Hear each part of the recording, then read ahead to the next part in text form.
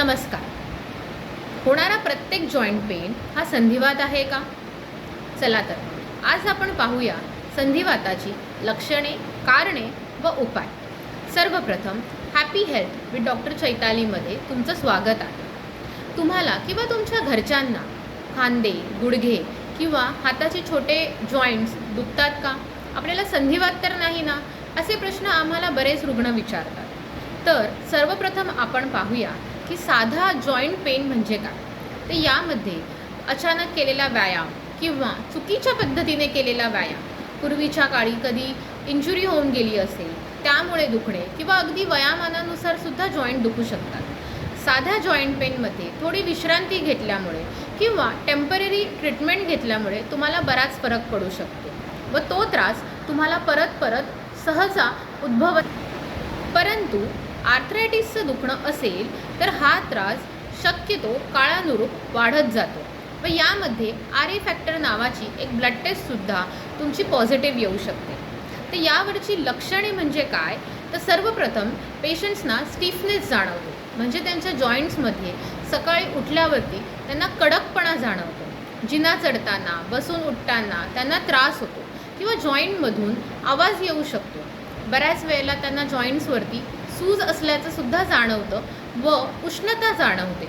म्हणजे जॉईंट्सना तुम्ही एक्सटर्नली हात लावला तर तो जॉईंट तुम्हाला गरम असल्याचं सुद्धा जाणवू शकतं. हा प्रकारचा जो संधिवाताची ही लक्षणे आढळल्यास दुर्लक्ष करू नका. तुमच्या जवळच्या डॉक्टरांकडून निदान करून शक्य तेवढ्या लवकर तुम्ही ट्रीटमेंट चालू करा, म्हणजे तुम्हाला हा त्रास लवकरात लवकर नियंत्रणात आणण्यास मदतच होईल. नुसते पेन किलर्स घेऊन टेम्पररी काळापुरती वेदना कमी करण्यापेक्षा ह्या आजाराच्या मुळाशी जाऊन कारणे लक्षात घेऊन त्यावर ट्रीटमेंट करा, म्हणजे तुम्हाला जास्त काळासाठी या वेदनेपासून तुमची सुटका होईल. यामध्ये होमिओपॅथीमध्ये आपण रुग्णांची लक्षणे, त्यांच्या वेदना व त्यांचा संपूर्ण इतिहास जाणून घेऊन होलिस्टिकरित्या आपण त्यांना ट्रीटमेंट करतो की जेणेकरून त्यांची ओन इम्युनिटी वाढवून या त्रासापासून आपण त्यांची सुटका करण्यास मदत करतो.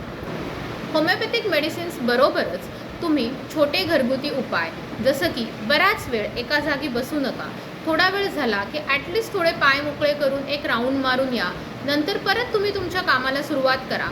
बराच वेळ मांडी घालून सुद्धा बसू नका. थोडा वेळ झाला की पाय लांब करून थोडंसं छोटं एक्सरसाइजसारखे पाय मोकळे करा, त्यानेसुद्धा तुम्हाला आराम पडू शकतो.